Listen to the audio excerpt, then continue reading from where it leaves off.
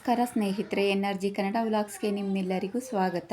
ಯಾರ್ಯಾರು ಹೊಸದಾಗಿ ನಮ್ಮ ಚಾನಲನ್ನು ನೋಡ್ತಿದ್ದೀರಾ ಪ್ಲೀಸ್ ಈಗಲೇ ನಮ್ಮ ಚಾನಲನ್ನು ಸಬ್ಸ್ಕ್ರೈಬ್ ಮಾಡ್ಕೊಳ್ಳಿ. ನಾನಿವತ್ತು ಚಿಕನ್ ದಮ್ ಬಿರಿಯಾನಿ ಮಾಡೋದು ಹೇಗೆ ಅಂತ ತೋರಿಸ್ಕೊಡ್ತಾ ಇದ್ದೀನಿ. ಒಂದು 400 ಗ್ರಾಮ್ನಷ್ಟು ಚಿಕನ್ನನ್ನು ತಗೊಂಡಿದ್ದೀನಿ.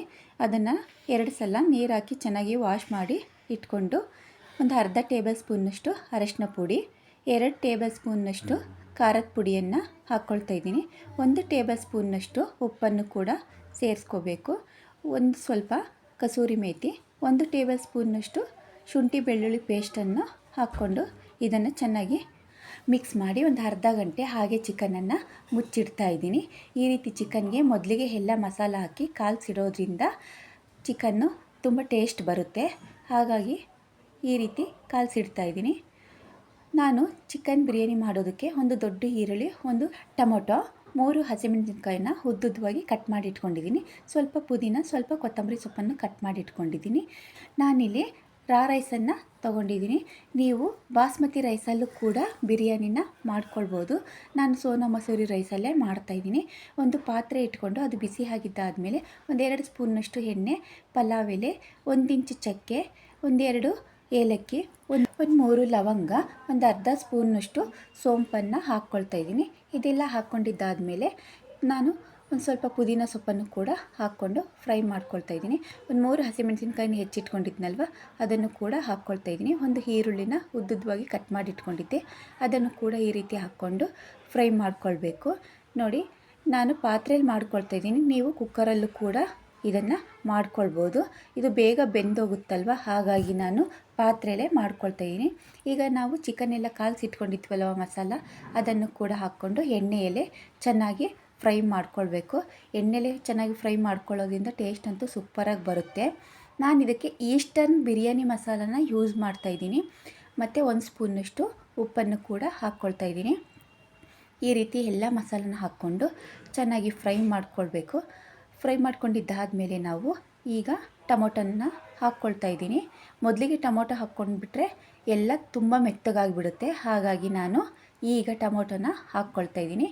ಈ ರೀತಿ ಹಾಕ್ಕೊಂಡು ಚೆನ್ನಾಗಿ ಫ್ರೈ ಮಾಡ್ಕೊಂಡಿದ್ದಾದಮೇಲೆ ಅಕ್ಕಿನ ತೊಳೆದು ಇಟ್ಕೊಂಡಿದ್ದೆ ಮೊದಲಿಗೆ ನಾನು, ಅದನ್ನು ಕೂಡ ಹಾಕ್ಕೊಂಡು ಈ ರೀತಿ ಚೆನ್ನಾಗಿ ಮಿಕ್ಸ್ ಮಾಡ್ಕೊಳ್ಬೇಕು.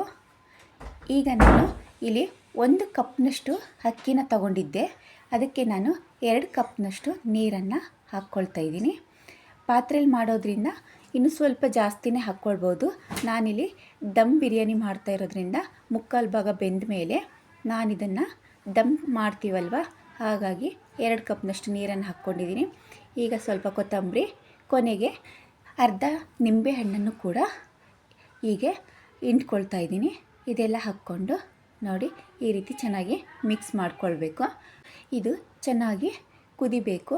ನೋಡಿ, ಈಗ ಅನ್ನ 3/4 ಭಾಗ ಬೆಂದಿದೆ. ಈಗ ನಾನು ಇದನ್ನು ಒಂದು ತವ ಇಟ್ಕೊಂಡು ತವದ ಮೇಲೆ ಹಾಗೆ ಬಿಗಿಯಾಗಿ ಲಿಡ್ಡನ್ನು ಕ್ಲೋಸ್ ಮಾಡಿ ನಾನು ತವದ ಮೇಲೆ ಪಾತ್ರೆಯನ್ನು ಇಟ್ಟು ಒಂದು 10 ನಿಮಿಷ ಇದನ್ನು ಹಾಗೆ ಬಿಡ್ತಾ ಇದ್ದೀನಿ. ನೋಡಿ ಹೇಗೆ ಬಂದಿದೆ ಅಂತ.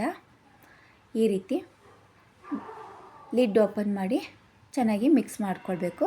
ಮತ್ತು ಇದನ್ನು ಕ್ಲೋಸ್ ಮಾಡಿ ಹಾಗೆ ಒಂದು 3 ನಿಮಿಷ ಬಿಟ್ಟರೆ ಬಿರಿಯಾನಿ ರೆಡಿ ಆಯಿತು.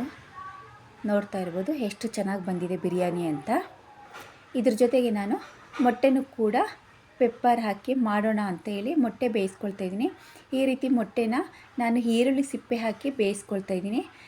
ಈ ರೀತಿ ಬೇಯಿಸ್ಕೊಳ್ಳೋದ್ರಿಂದ ಮೊಟ್ಟೆ ಬೇಯಿಸ್ಕೊಳ್ಳುವಾಗ ಒಡೆದೋಗಲ್ಲ, ಮತ್ತು ನಾವು ಸಿಪ್ಪೆ ಬಿಚ್ಚಬೇಕಾದ್ರೆ ಕಿತ್ಕೊಂಡು ಬರಲ್ಲ. ಅದಕ್ಕೆ ನಾನು ಈರುಳ್ಳಿ ಸಿಪ್ಪೆನ ಹಾಕಿಬಿಟ್ಟು ಮೊಟ್ಟೆನ ಬೇಯಿಸ್ಕೊಳ್ತಾ ಇದ್ದೀನಿ. ಅದನ್ನೆಲ್ಲ ಸಿಪ್ಪೆ ತೆಗೆದು ನಾನೀಗ ಒಂದು ತವ ಇಟ್ಕೊಂಡು ಅದಕ್ಕೆ ಒಂದು 2 ಸ್ಪೂನು ಎಣ್ಣೆನ ಹಾಕ್ಕೊಂಡು 1 ಸ್ಪೂನಷ್ಟು ಕರಿಬೇವನ್ನ ಹಾಕ್ಕೊಂಡು ಮೊಟ್ಟೆಗಳನ್ನೆಲ್ಲ ಕಟ್ ಮಾಡಿ ಇಟ್ಕೊಂಡಿದ್ದೆ ಅದನ್ನು ಕೂಡ ಹಾಕ್ಕೊಳ್ತಾ ಇದ್ದೀನಿ. ಅದಕ್ಕೆ ನಾನು ಸ್ವಲ್ಪ ಪೆಪ್ಪರು ಮತ್ತು ಸಾಲ್ಟನ್ನು ಕೈಯಿಂದ ಹಾಕ್ಕೊಳ್ತಾ ಇದ್ದೀನಿ. ಹಾಕ್ಕೊಂಡು ಈ ರೀತಿ ತಿರುಗಿಸಿ ನಾವು ಅದನ್ನು ಫ್ರೈ ಮಾಡಿಕೊಂಡ್ರೆ ಮೊಟ್ಟೆನೂ ಕೂಡ ರೆಡಿ ಆಯಿತು. ಈಗ ನಾನು ಚಿಕನ್ ದಮ್ ಬಿರಿಯಾನಿ ಜೊತೆಗೆ ಮೊಟ್ಟೆನೂ ಕೂಡ ಸರ್ವ್ ಮಾಡ್ತಾಯಿದ್ದೀನಿ. ಖಂಡಿತವಾಗಿಯೂ ಈ ರೆಸಿಪಿ ನಿಮಗೆ ಇಷ್ಟ ಆಗಿದೆ ಅಂತ ತಿಳ್ಕೊಳ್ತಾ ಇದ್ದೀನಿ. ನೀವು ಕೂಡ ಇದೇ ರೀತಿ ಮನೇಲಿ ಟ್ರೈ ಮಾಡಿ ನೋಡಿ. ಟೇಸ್ಟ್ ಅಂತೂ ಸೂಪರಾಗಿರುತ್ತೆ. ಹೇಗಿತ್ತು ಅಂತ ಕಮೆಂಟ್ ಮಾಡಿ ತಿಳಿಸಿ. ನಮ್ಮ ಎನ್ಆರ್ಜಿ ಕನ್ನಡ ಚಾನಲನ್ನು ಸಬ್ಸ್ಕ್ರೈಬ್ ಮಾಡ್ಕೊಳ್ಳಿ. ಈ ವಿಡಿಯೋ ನೋಡಿದ್ದಕ್ಕಾಗಿ ನಿಮಗೆಲ್ಲ ಧನ್ಯವಾದಗಳು.